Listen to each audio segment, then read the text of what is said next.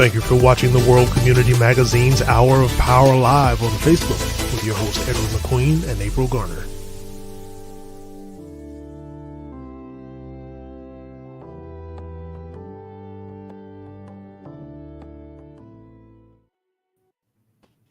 And we are live. Good evening to our viewers. I'm your host, Ed McQueen, today on the WC Magazine Live. And of course, April Garner Davis, our co-host. And right and ready. We're ready to go today. This was a good week. Last week was an interesting week, and we're here to tell you about it. Have some interesting guests today to further take us on to that. But first, I just want to just give you a little not a preview, but a lead in as to what's making this show today so important, considering that some of our history is being watered down now and taken away from our schools, our Black history anyway. But anyway, I'd like to lead off with the question, does everybody know who the first Black Congressman in the United States was? Okay. Yeah, you can send us a text, send us a comment in the section and later on, but I'm going to give you a hint anyway. He's going to lean into it. So, but anyway, we're gonna talk about our first Black Congressman, April, and we're talking about none other than Mr. Joseph Hayne Rainey,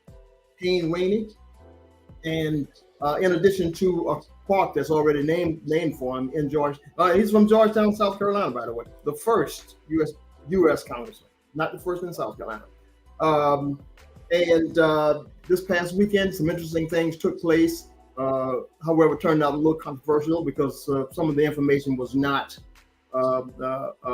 conveyed appropriately. And so, and one of the reasons for this follow-up that we're talking about today, we need to get the information straight. Okay, we need to get it straight if we're going to get across to our viewers and especially our young viewers as to what role this congressman played and how important he was. Okay, so we'll get right into it, April. And we have with us today none other than Mr. Steve Williams, who's the former columnist for the Georgetown Times. It's a major newspaper in Georgetown. I guess it's the primary newspaper. And Ms. Marilyn Hemingway. She's of the Gullah Geechee Chamber of Commerce in Georgetown. Pretty active entity there. And both of them are quite feverish community actives in the Georgetown area. And whatever goes on in Georgetown, sometimes it spills over in Overy County. So, but anyway, April, we're talking about none other than Mr. Steve Williams on our left here and Ms. Marilyn Hemingway. Thank you all. Welcome to the program. Good evening. Good to be here. Thank you for the invitation. And I know you all are anxious to do a follow-up on a recent unveiling of our first U.S. Black U.S. Congressman. And I have to keep reiterating that he's from Georgetown, South Carolina. Okay. I don't think that was the magnitude of that didn't hit me until a few years back. That in all of the U.S. he was the first, right? And from Georgetown, South Carolina. I mean, it's interesting, and I question sometimes whether a lot of our young people really know this. So we'll start with the Gullah Geechee Chamber of Commerce, Miss Hemingway. Well, for those who don't know, Ms. Hemingway, you can introduce yourself, Marilyn, and give us a little bit about yourself. Well, thank you. Thank you, as Steve said, for having us here tonight. My name's Marilyn Hemingway. I'm the CEO and founder of the Gullah Geechee Chamber of Commerce and the Gullah Geechee Chamber Foundation, and our historical preservation, our Gullah Geechee community, which is found from Wilmington, North Carolina, all the way down to Jacksonville, Florida, 60 miles inland roughly. But what's even more important, 80% of African Americans trace their roots back to the Gullah Geechee, in particular South Carolina and Georgia. So we are, like we like to say at the chamber, an evolutionary and foundational culture to African American culture, which is American culture and history. So it is very important. We are very much invested in making sure the full story of America is told, because all too often our African American, our Gullah Geechee history and culture is left out of the story, or the narrative has been manipulated so that we are made invisible, that we've disappeared. And thank goodness, though, we've always had historians such as Steve who've stepped up to tell the story, or philosophers or essayists such as James Baldwin, just so many countless others. Tiny Shea Coates is one, a more younger generation, that they force us to tell our story. And that's why we're here tonight, because of Joseph Hayne Rainey, who was the first Black U.S. Congressman, as you've already stated, and he was from Georgetown, South Carolina, and we are very proud of the fact that he was from Georgetown, South Carolina, because it's really such an impactful story. His entire life is impactful. Yeah, absolutely. And before we, Brother Steve, before we get you on, I want to remind our audience and those of everybody who received an electronic copy of the World Community Magazine. That particular issue, for the June issue, had you given us more than a synopsis of Rainey himself, and you were letting everybody know that he was going to be recognized. This is just past Friday, on June 21st. It's on page 10, by the way, of everybody who's looking, and of the magazine. And so just want to throw that out there. All right, Brother Steve, let's see what you can take us a bit further here. Well, before I do that, I wanted to say how nice it is to see Sister April again. You probably don't recall, because it's been about 4.5, 5 years, but the one time that I was at the studio, I got sick. Let me put it that way. Yeah. But I'm happy to say that since then I've been much better, and I thank God. Brother McQueen, first of all, thank you for the opportunity. I also enjoy writing for the magazine. I love to tell little known or unknown stories. You mentioned you were impressed with the fact that Rainey was from Georgetown. And I'm also impressed, because for such a little town, there's so many firsts. Not only was Rainey the first Black congressman, but Georgetown has a lot of other firsts. For instance, a fellow by the name of William Albert Sinclair was one of the first, or one of the founding members of the NAACP. He was from Georgetown. The first person that Harriet Tubman rescued on the famed Underground Railroad, James Bowley, he was from Georgetown. One of the first students, among the first that attend the USC for only 4 years when it was open, was from Georgetown. One of the persons that is primarily responsible for South Carolina State, Robert Anderson, was from Georgetown. For such a little town, we have a lot of firsts. But here's the problem, or here's the challenge. So many people don't know. So Joseph Haynes Rainey was yet another example of one of our heroes. But in this particular case, they wanted to take the legacy of this great man and usurp and change the narrative to convince people that what he did was primarily because he was a Republican. Now, people who are educated, even with a teaspoon amount of education, know that there's a world of difference between the Lincoln Republican Party of the 1800s and the current one. So let me tell you what was going on. About a month ago, I received a phone call from someone who I consider as a friend. He said, we're going to be doing a plaque in dedication to Rainey, and I'd like you to be on the program and say a few things. And I said, of course. Then he said to me that there's a gentleman on the committee that has been doing some research, and we know that you are a historian. Actually, they say local historian, as if I only know local things. We know that you are historians, but he's already done some research and he'd like to send it to you. So I said, sure, send it to me. Well, I didn't find out till maybe a week later that it was a fair that was put on by the local Republican Party. Still, I did not have a problem with that. I do not ask people what party they belong to or what church or denomination. If you treat me fairly, I'm going to treat you fairly. So I still didn't think much about it because it was for Joseph Haynes Rainey.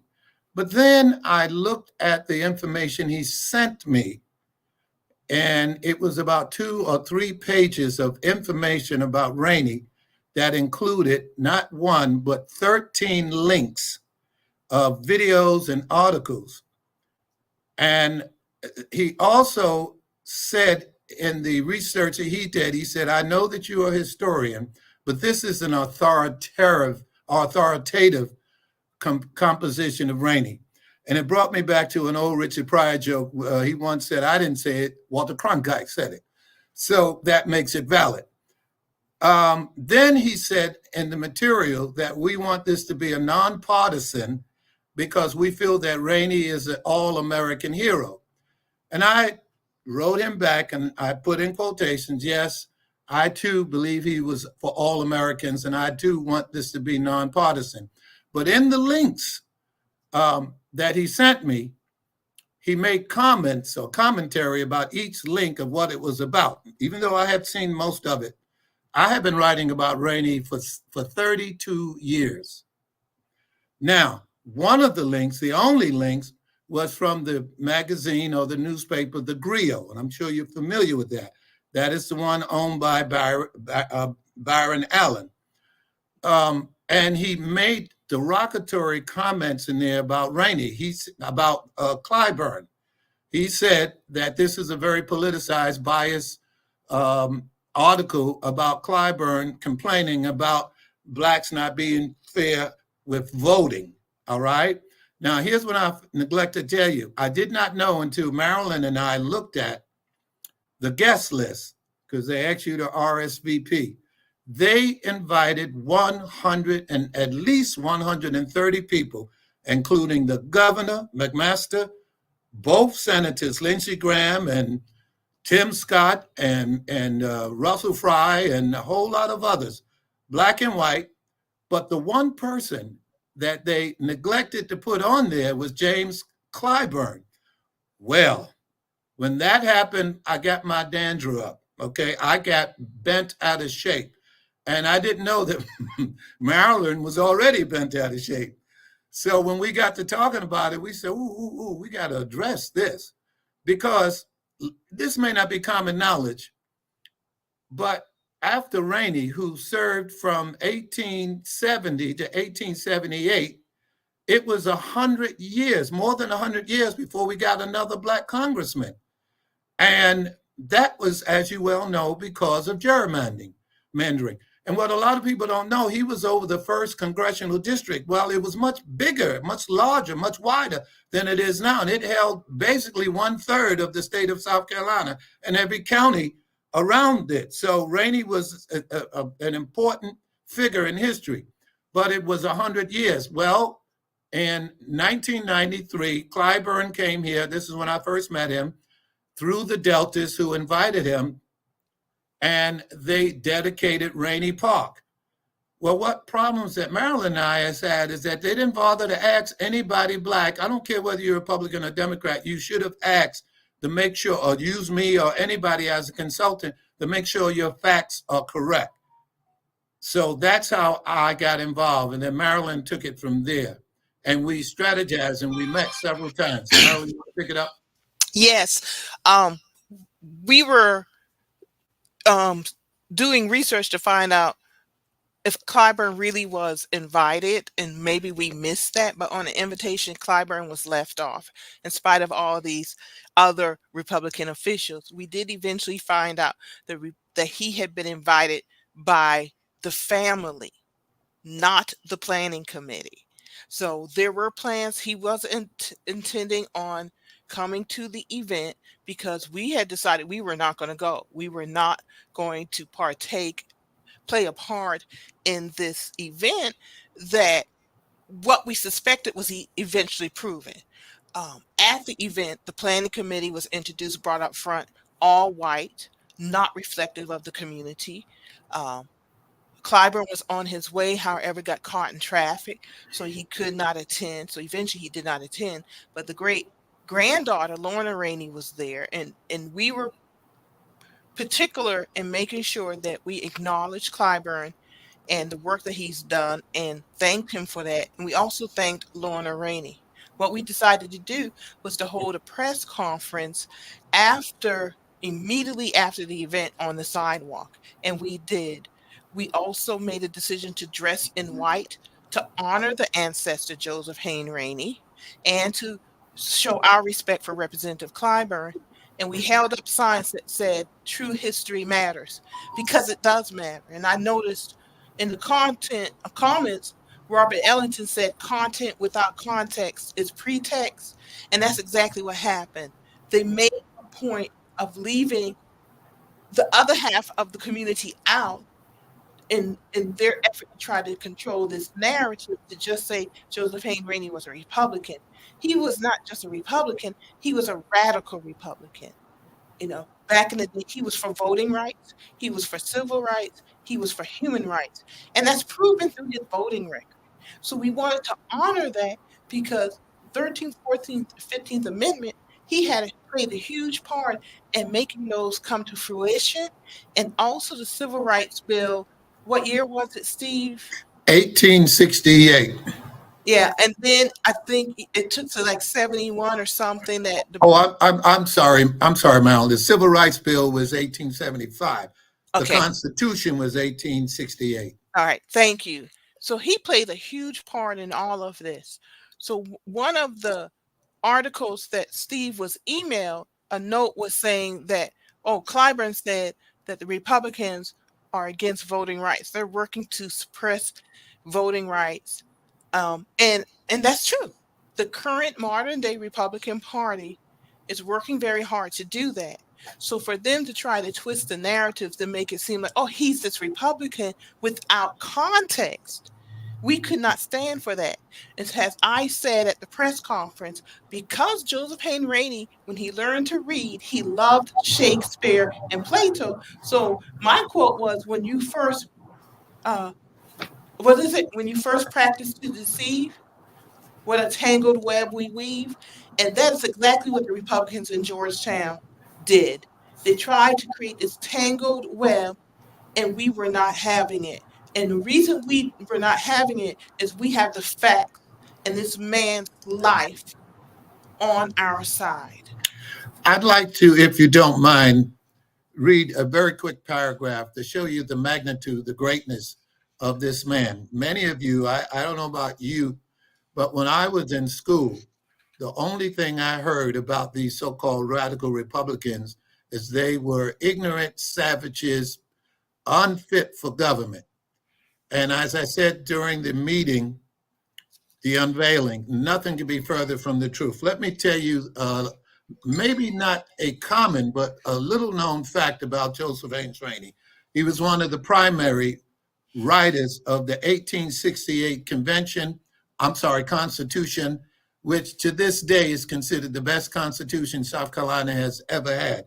Even the one in 1896, which was Pitchfork Ben Tillman, one of America's greatest racists, had to agree that he wanted to keep several things in there. But let me quickly tell you that many of the written things that were written in 1868 are still enjoyed by South Carolina, even to this day.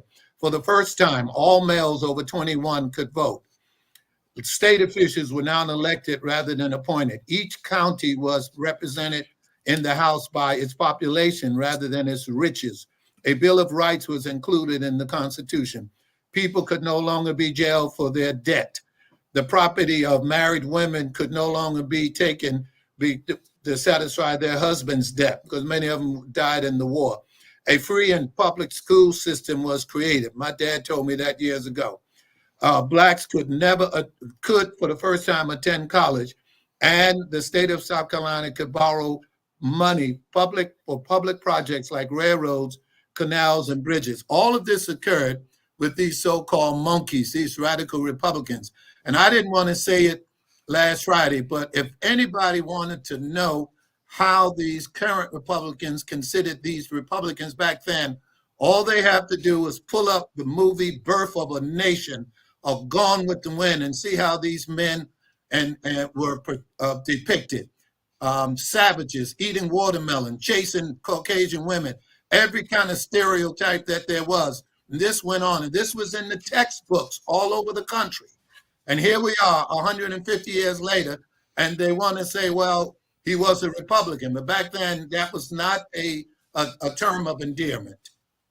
And it to the point where he was under constant threat. His life daily was under constant threat. And there were his fellow congressmen, because there were other Black congressmen who were literally going home, getting off the train, being shot to death, right? This was a daily thing for them, to the point that he took his wife and children and moved them to Connecticut. So there are actually 3 houses associated with Joseph Hayne Rainey. One house in Bermuda, one house in Georgetown, which has a historical marker, and one house in Connecticut. There's this rich history. But I noticed that Mr. Reggie Dyson talked about, he asked, what are the issues? So let's tell you what the issues are. Clearly, the narrative is not being fully expressed. Last year, when we were planning Bring Harriet Home, the Gullah Geechee Chamber of Commerce, and Steve was co-chair, we made a very intentional decision to have 2 committees. The planning committee, which we invited all of the other major tourism and marketing committees and organizations to work with us in planning this event, this 3-month event. They are all run by white folks. Some of them have, I think, Blacks on staff. By and large, they do not. The Gullah Geechee Chamber is a Black organization. We led the effort, clearly led the effort, but we wanted to bring the community to the table. So the planning committee was comprised, as I described. The stakeholder committee, we wanted folks who were not part of the organizations to be involved also from day one. We had over 60 organizations and individuals, white and Black led, who were part of the stakeholder committee. We were very intentional in our diversity to celebrate Harriet Tubman. In that planning, I had a conversation with Al Joseph, staff member of the city of Georgetown, in which he said, Marilyn, the city is thinking about bringing a sculpture honoring Joseph Hayne Rainey to the park. And I said, wonderful, because I've been thinking about doing that too. So why don't we work together? Let us know what the city's going to do. I have a financial contact who has already stated they are willing to make a donation. A substantial donation. All right. There's a witness to this conversation. Lo and behold, in 2024, we found out a month ago, Steve? A month ago. We find out there's a plaque that's going to be put in Joseph Hayne Rainey Park. No one knew about this. We asked Black elected officials with the city and committee members, do you know about this? We've been told it's nonpartisan. Have you heard about it? They all said to a person, no, we heard about it the same time you did. It became really concerning the way this has been handled, and it was proven the day of the unveiling of the plaque that it was a bunch of white people planning this, executing this. The invitation said hosted by the Republican Party and the city of Georgetown, yet they told us this was nonpartisan. If they wanted it to be nonpartisan, when the Republican Party came to the city, they could have simply said, great idea. We have other organizations who are interested in doing this also. Like the Deltas? Deltas have always been putting historical markers all around this city. Other organizations who have expressed interest, so to make it more reflective of the city population, why don't we all come to the table and make this happen? They choose not to do that. Black folks were invited after they raised the money, after they planned it, and there were 2 Black folks on the program, and that was it. They are now on social media claiming, oh, it's nonpartisan because we invited the NAACP. We invited Marilyn Hemingway, because I also serve as Georgetown County Democratic Party chair, to the unveiling. That's not nonpartisan. You've all made the decisions. You're controlling the narrative, and you thought we were going to come and sit here and allow you in our face to tell the story the way you wanted it to be told, when all these people already know the history and the importance of Joseph Hayne Rainey. So we held a press conference to reveal that fact in history. And let me just say this. I don't know of anybody who has championed Joseph Haynes Rainey more than James Clyburn. The portrait that's in the halls of Congress now, I have a niece who works there. That was Joseph Haynes Rainey. Lorna Rainey and Clyburn are very close. I don't see how you can invite well over 100 people and leave the one person who's done more for Rainey in Georgetown than Clyburn. But that was obviously an intention. And then at the same time, you want to say this was nonpartisan. And so we're not going to let you, and this is a national thing. This is going on all over the country. And who the target is twofold. We say in Gullah, come here, been here.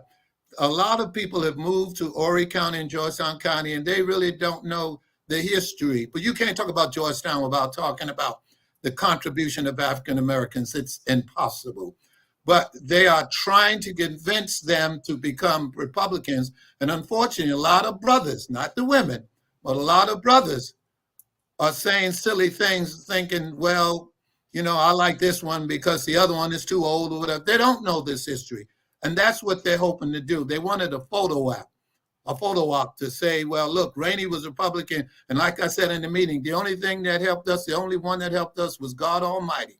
It wasn't the Democrats, it wasn't the Republicans, conservatives, or liberals, because Rainey was not almost lynched and all of these other people who were bombed and beaten and lynched because they were Republican or Democrats. It was because they were Black. And we should never forget that.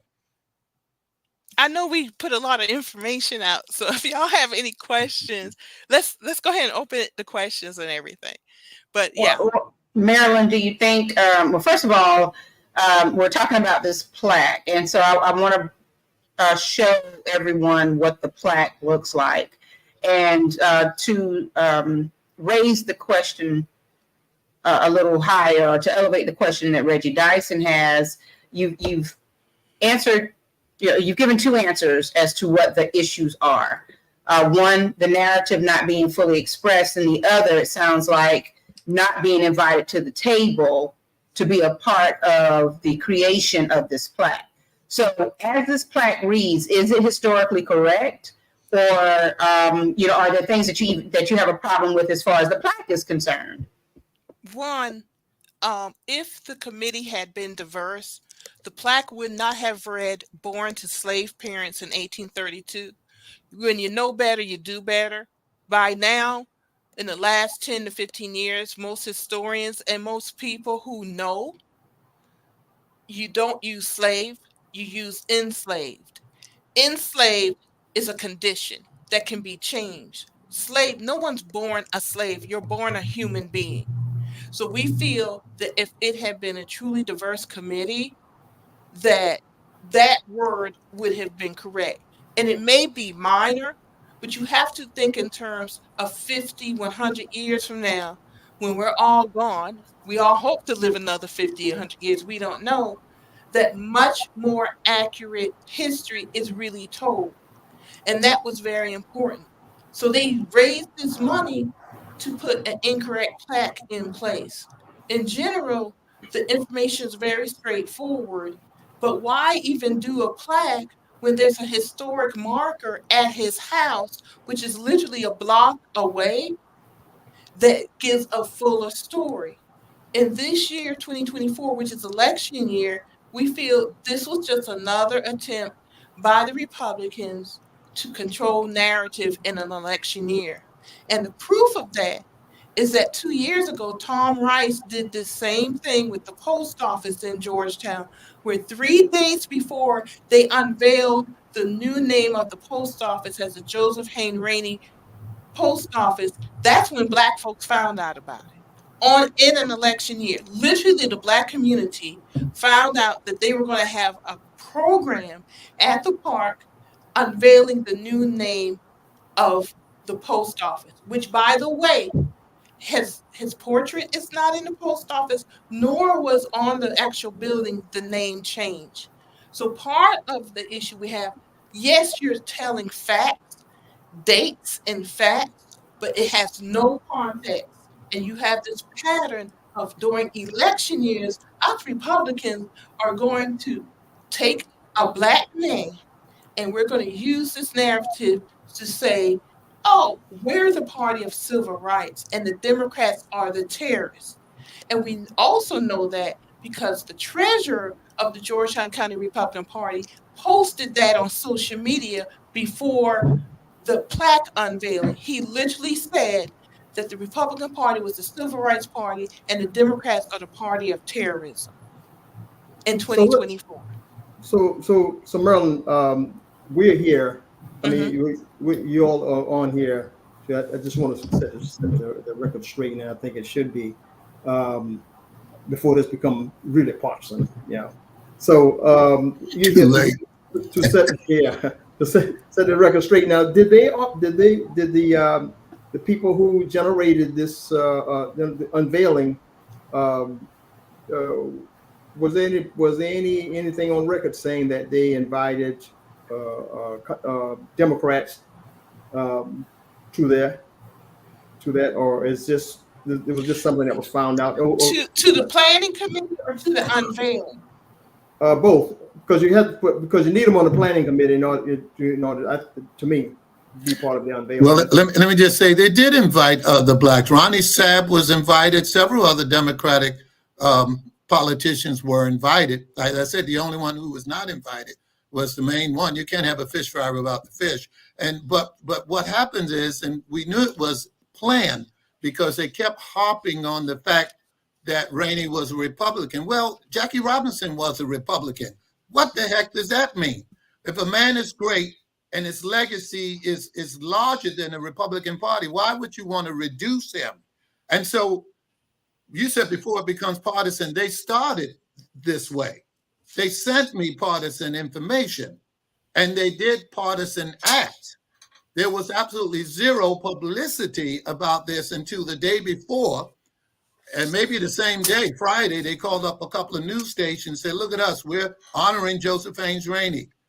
But how can you honor a man and leave out 50%, maybe 60% of the community and pretend like we didn't know? The park wouldn't even be there today if it wasn't dedicated by Blacks back in 1993.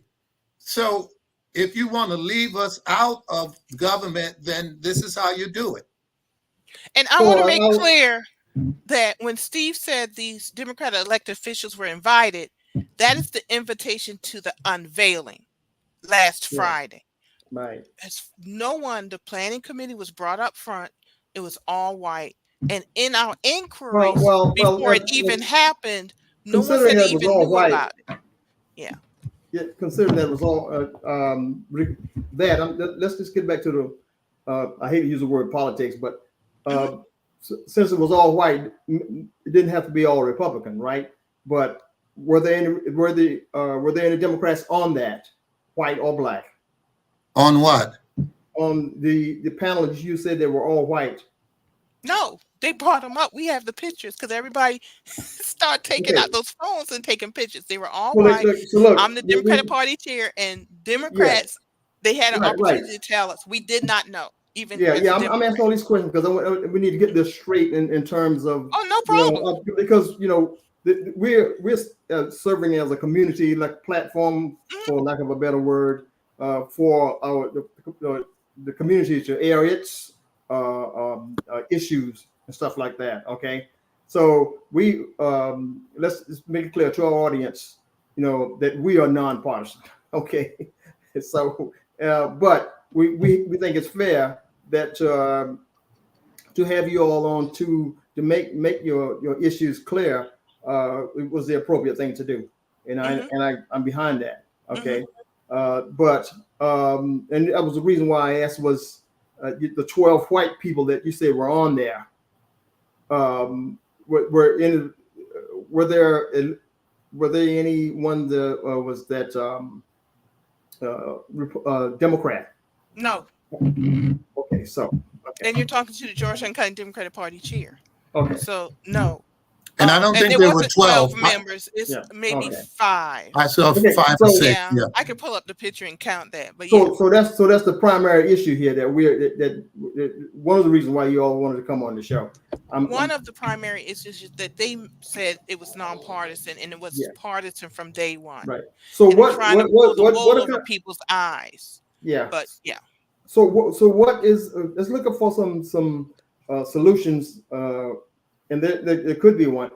How would you approach the people who were responsible for the unveiling of the plaque and try to correct something? Maybe they're willing to correct. You know, maybe they may be willing to do that. But you got to put all of these suggestions out here, okay? That as you all are coming on to list these issues, and that's perfectly fine. I'm always looking for solutions. You know, I'm always looking for solutions. So, do y'all want to go back and regroup in order to say, well, we'll come back with a solution of what they can do? Recommendation. We offered solutions at the press conference. One of which is they need to raise funds, or we can raise funds together, because that was prefaced out there earlier to correct that plaque.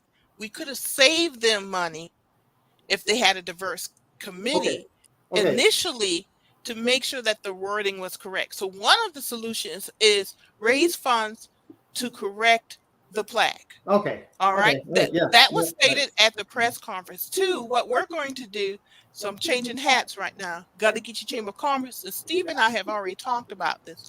Under the Gullah Geechee University, which is our internal education department, if you will, we're going to start offering history classes. We could do it online, and we're going to start with Joseph Hayne Rainey, so we can give a neutral, factual history lesson rather than the politics dipping into this man's life story.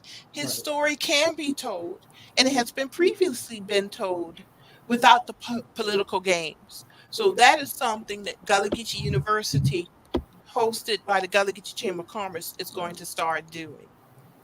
Brother McQueen, can I say this? I hate, like you, to bring up the race word, but you have to understand the same way that when blacks gained control of power after the Civil War, they shared that power. They shared in government. There were several whites that were elected by blacks because of the institution of slavery. 9 out of 10 people in Georgetown were black, but that didn't mean that we elected only black Republicans, so-called radical Republicans. We have a tendency to be more benevolent when we are governed, or we are in charge of the government. It is just the opposite after 1877. They, as my father used to say, all hell broke loose there. They literally took the few blacks that was in USC and tell them, y'all got to go.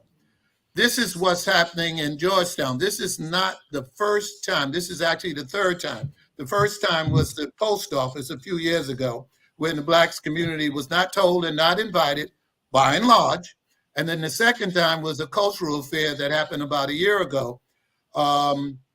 So this is what happens when you try to ignore a certain segment of the community. And if you didn't do that, you can't say you're always playing the race card, because it's not us.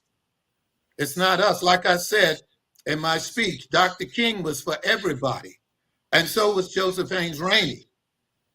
But that does not stop other people from saying, well, he was simply a Republican, except that means that all of the things he did for Native Americans, Asian Americans, even ex-Confederate, is insignificant. No, well, the man's legacy is his legacy. And we said, we're not going to let you change that. We're not going to let you change the narrative just because this is a political year and you're interested in getting certain person elected. So you want to make up lies about your party did this for us. Had it not been for God, we come this far by faith, leaning on the Lord, trusting in him. And it was no political party, believe me, that helped us. Stony the foe, rod, bitter chastening rod, what we had to go through. And so they made a mistake when they asked me to be on the program, because I don't tap dance for anybody. I don't know how long I'm going to be on this planet, but when you ask me the truth, I'm going to tell you the truth. Right. Well, absolutely. Yeah. And they should expect that.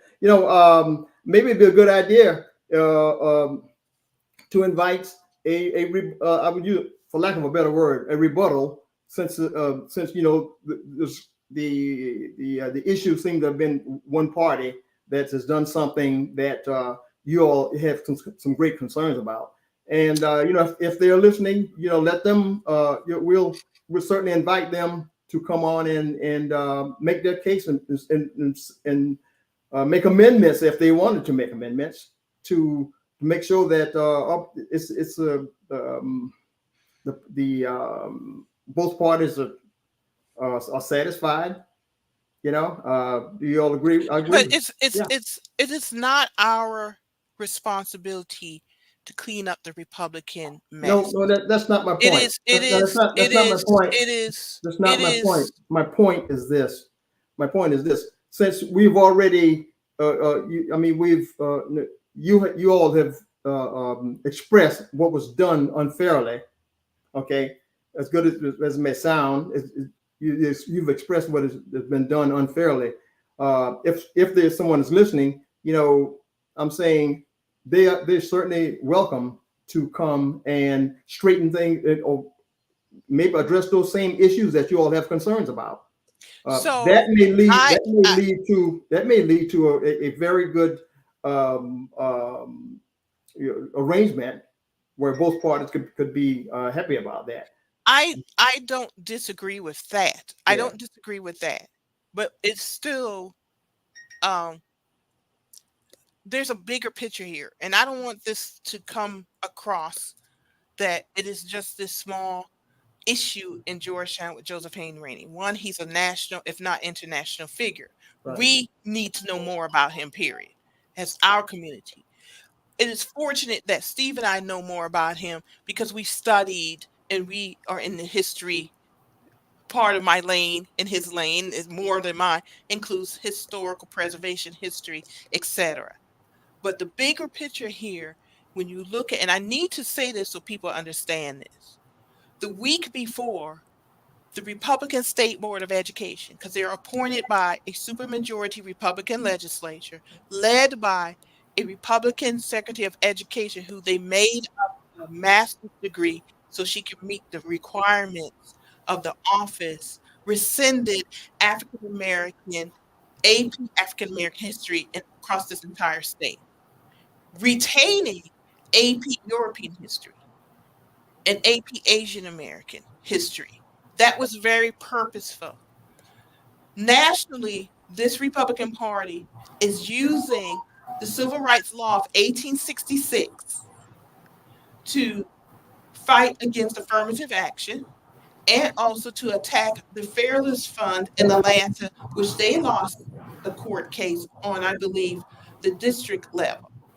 We don't know what their next steps are to recover. And the Fairless Fund is a fund that is giving $20,000 grants to Black women-owned businesses when we're already getting less than 1% nationally of venture capital funds. They are using civil rights laws from 1866 to attack our judicial system and programs that have been put in place to uplift the African American community. Okay, so now you broaden this out because it's tied together. The thread is there. So the next step is we've ended the teaching of African American history at AP level. The next step is to control the narrative. So not only are we not going to allow you to teach it, but whatever gets out there, we want to put out there based on what the Republican Party is saying as our history. So we have to be very clear on what the intention is regarding Joseph Hayne Rainey and controlling that narrative and the bigger narrative that is happening here right now in 2024 in this country. Brother McQueen, Let have. me say that again, and I'm going to say this again. I think the prop and as the host of this program, I can only act as a mediator because I don't want I'm not partisan in any kind of way. I think dialogue needs to take place. Okay, I think it's fair to say that dialogue needs to take place because there's something that can be corrected. They can make another Plaque. Okay. That is the solution we offered for this. That's one of the solutions. The other is education. So there are two things going on here: the history and the politics. And it may be a little confusing because Marilyn Hemingway wears many hats. Because I see a couple of things where the Democrats planning on doing this. Prior to me becoming Georgetown County Democratic Party chair, so I'm going to repeat this if those didn't hear it at the beginning of this show. Marilyn Hemingway is the Gullah Geechee Chamber of Commerce president, and Steve was part of this too. This was told by the city, we're thinking about doing this. Marilyn Hemingway, Gullah Geechee Chamber for years, has been working on doing a Joseph Hayne Rainey Cultural Festival. Okay? I've talked to various people. I have committees. We're working on a festival for this fall. From day one, when the city said it, and once again, I will repeat this for those who put those in the comments, I said, good idea. I've been working on some stuff. I could bring a funder to the table. Just let me know when you're ready to move forward. That never happened. What happened was they let the Republican Party control this. The person I spoke to was directly involved with this. He actually moderated the unveiling of the plaque. You cannot tell me that the smartest thing to do was to have an all-white committee plan this event for a Black man when you knew there was interest from the community, when you knew previous words had been said, and we were just waiting on the city to plan this. The simplest thing that could have been done when the Republican Party came to the city of Georgetown, the city should have said, their representatives should have said, there are others interested. Let's put it under the heading of the city. Let's make this reflective of the entire community.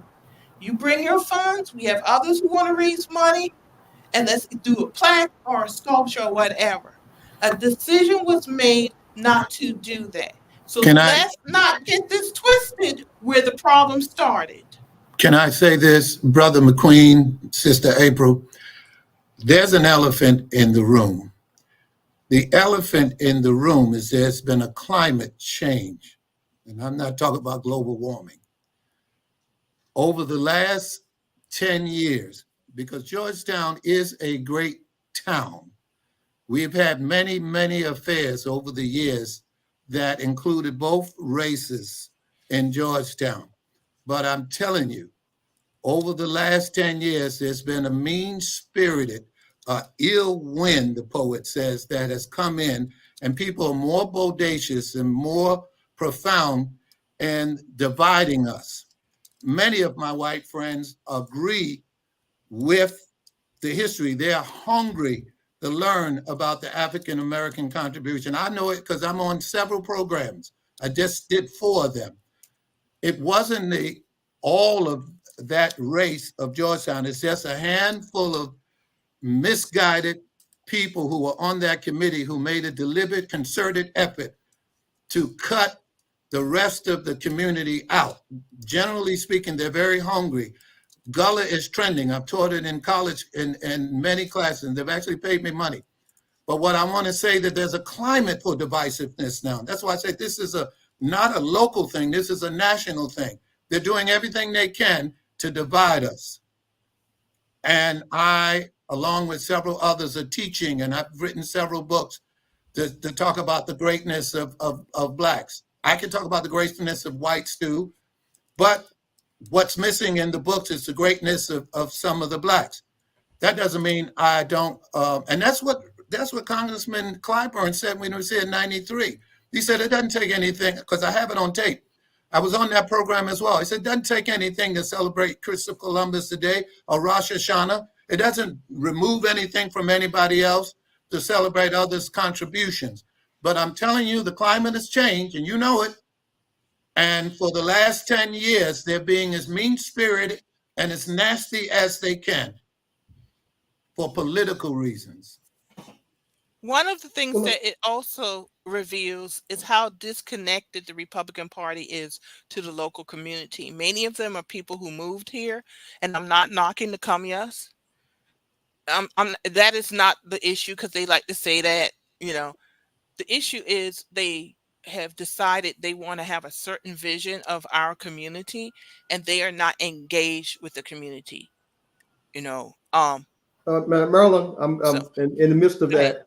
I'm going to welcome any representative from the local Republican Party to come on the program and address that issue. Again, there's a common point there where I think these issues could be addressed, and I think everybody could be satisfied, I believe.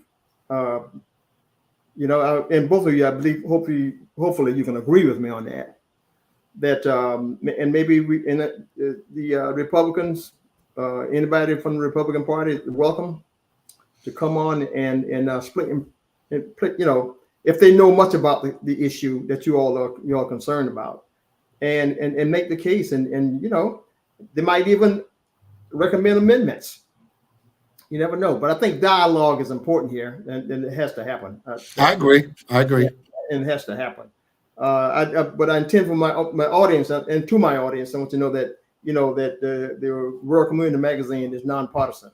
Okay, so, and we anything that was said to tonight was not coming from the Rural Community Magazine. It came from some very important community active people that is doing great things in our neighborhood, Horry and Georgetown County, and we welcome you wholeheartedly as anybody else. And I think you all are doing a fantastic job with your Maryland, with the Gullah Geechee Chamber. Gullah is big, which is nonpartisan. Yeah, it's all nonpartisan. So when this was presented, it was presented. And Steve, it had no politics in it at all. Yeah, so. Steve used to be with the Georgetown Times. I believe that was the primary newspaper. That's still the primary newspaper in Georgetown. It is. Primary. And Steve was the reporter there, a columnist, I believe. Yeah. Again, I applaud all your skills that you all have, and I just want you to continue to do great things in the community. And let our viewers know that whatever was said politically here is not coming from the Rural Community Magazine. So any of the views or the expressions, okay. So it's about a little after 8 o'clock now. So anybody has any last remarks? I know you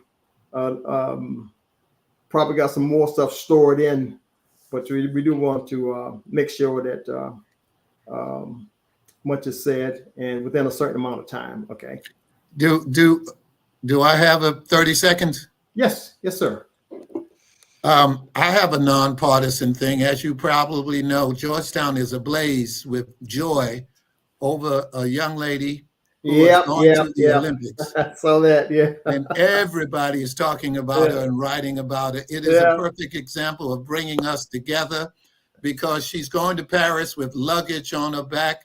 The luggage is a city, a state, and a country, and she does not want to let us down.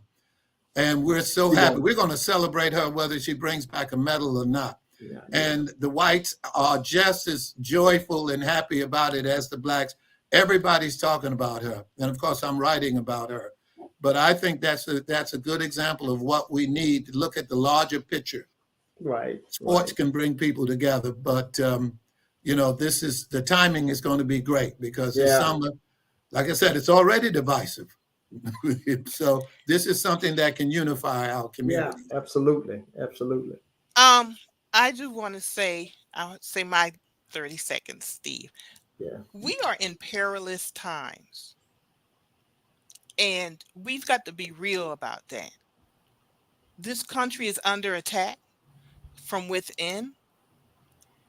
There, both parties, both major parties, I should say, can do better.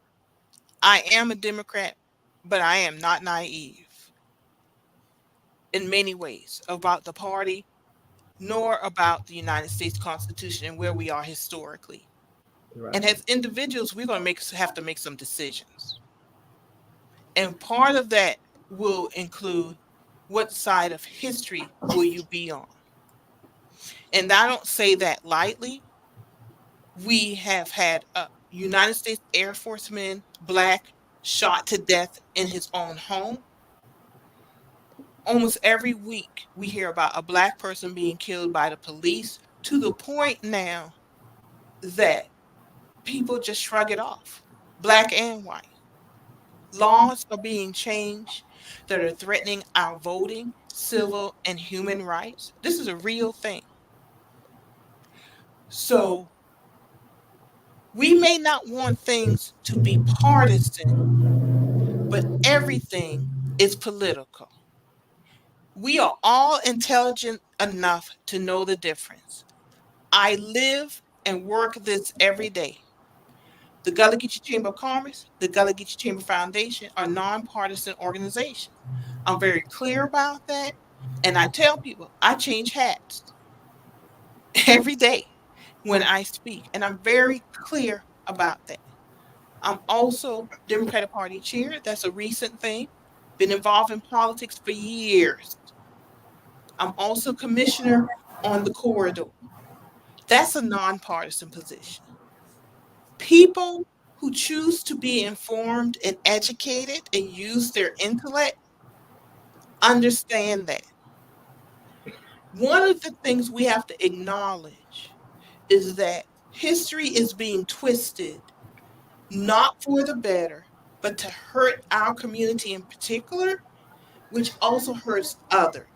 Because if you look at American history, every time Black people have moved forward for the better and forced this country to move forward and be progressive, it has benefited all other races, white people too. So we've got to be real about this, that there's a bigger picture here.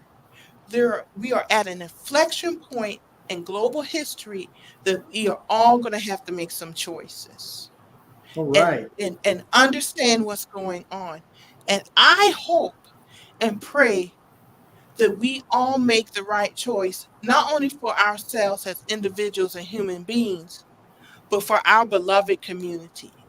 And when I say beloved community, the global community, because the majority of the people on this earth are Black and brown. We can get into colonization and other things, but we need to remember, we might be the minority here, but we are part of the global majority. And we're going to have to get educated, informed, so that we benefit not only us as individuals, but future generations. That is where we are right now in 2024 and in history. And that's all I have to say. And if it takes us having another press conference, I welcome Republicans to come on this show because I am for free speech.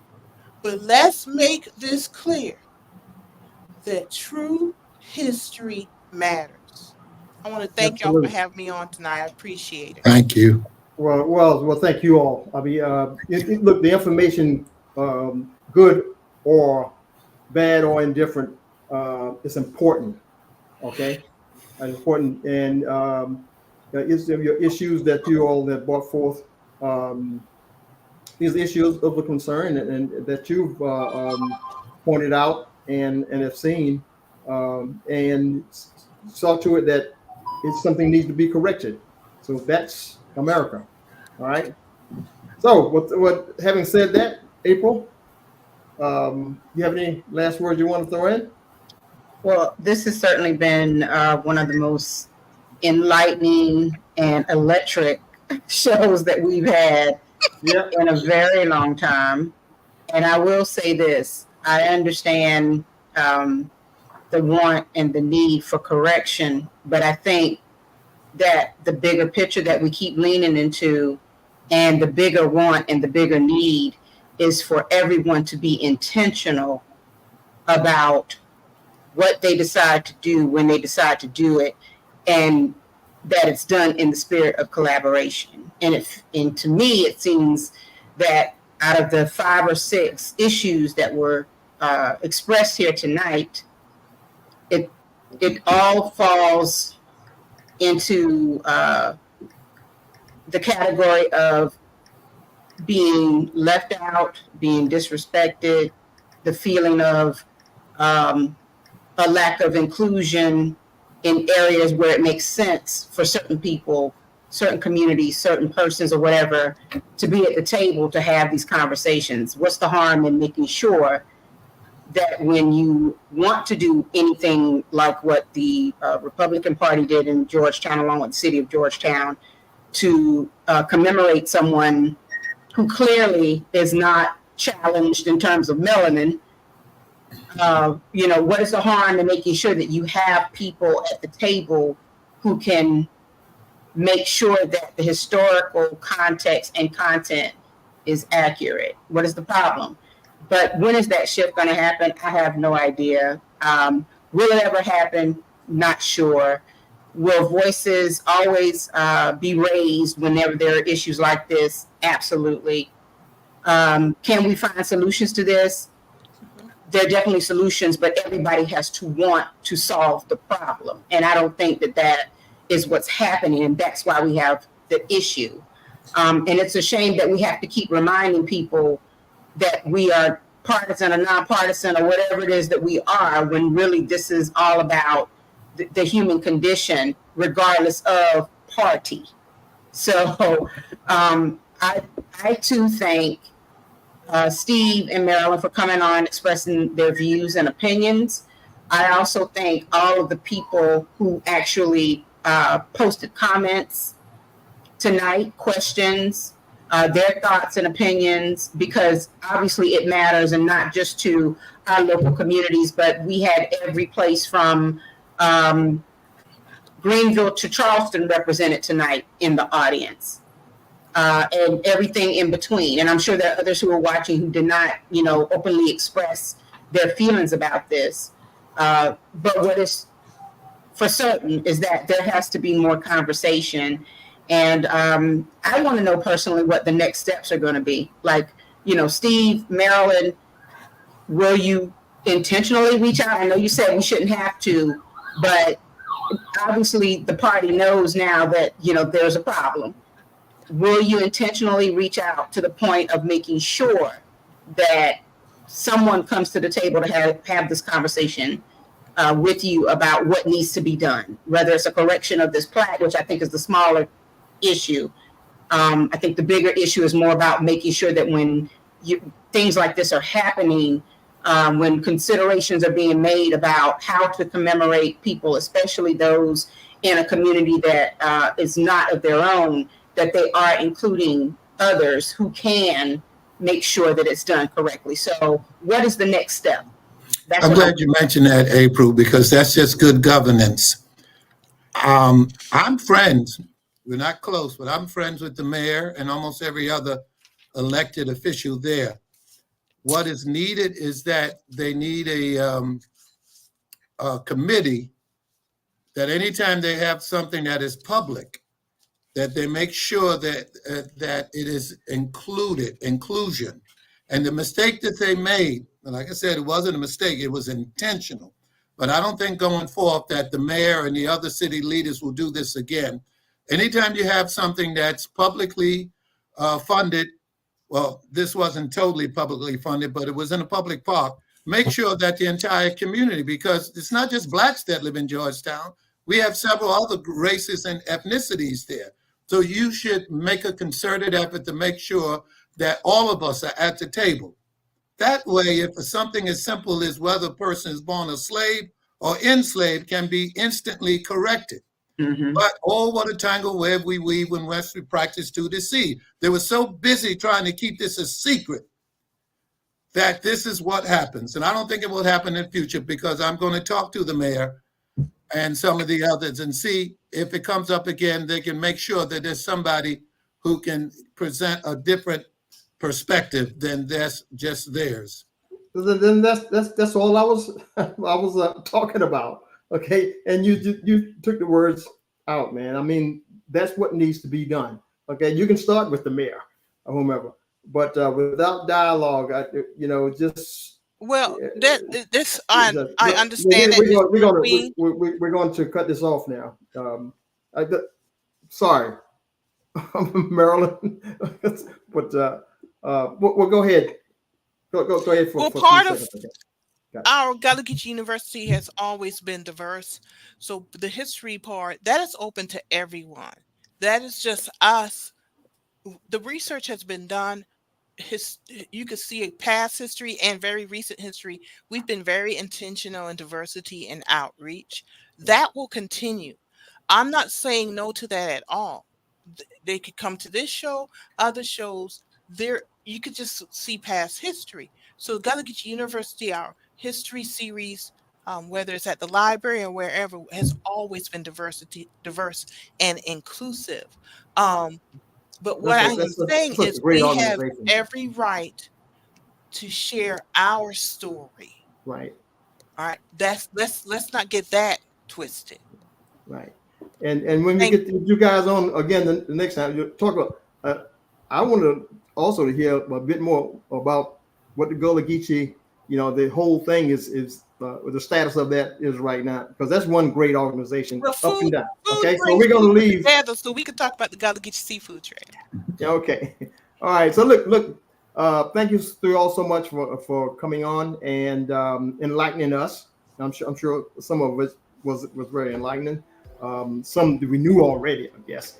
But thank you so much, Brother Steve Williams, former columnist, and Ms. Marilyn Hemingway, founder of Gullah Geechee Chamber of Commerce.